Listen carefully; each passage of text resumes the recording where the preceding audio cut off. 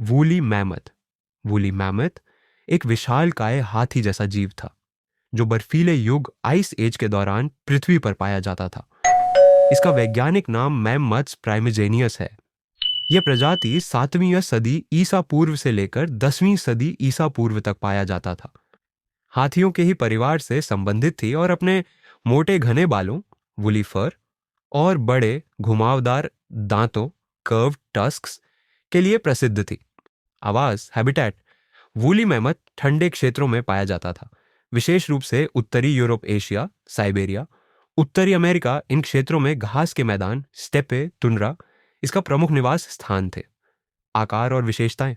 ऊंचाई लगभग 9 से 11 फीट कंधे तक। वजन 6 से 8 टन तक। बाल घने भूरे रंग के लंबे बाल और नीचे एक मोटी ऊन जैसी परत दांत। बड़े घुमावदार दांत जिनकी लंबाई 15 फीट तक हो सकती थी। शरीर ठंड से बचने के लिए मोटी चर्बी की परत। ब्लबर आहार डाइट। वूली मैमथ शाकाहारी था। इसका मुख्य आहार था घास, झाड़ियां, पौधों की जड़ें, छोटी छोटी टहनियाओं, विलुप्ति एक्सटिंक्शन। वूली मैमथ लगभग 4000 साल पहले विलुप्त हो गया। इसके विलुप्त होने के प्रमुख कारण जलवायु परिवर्तन, क्लाइमेट चेंज।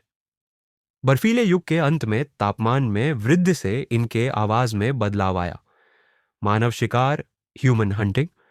प्रारंभिक मनुष्यों ने इन्हें भोजन, कपड़े और औजारों के लिए शिकार किया। आहार की कमी। बर्फ के पिघलने से घास के मैदान खत्म हो गए, जिससे इनके भोजन की कमी हो गई। डीएनए और क्लोनिंग। DNA and cloning.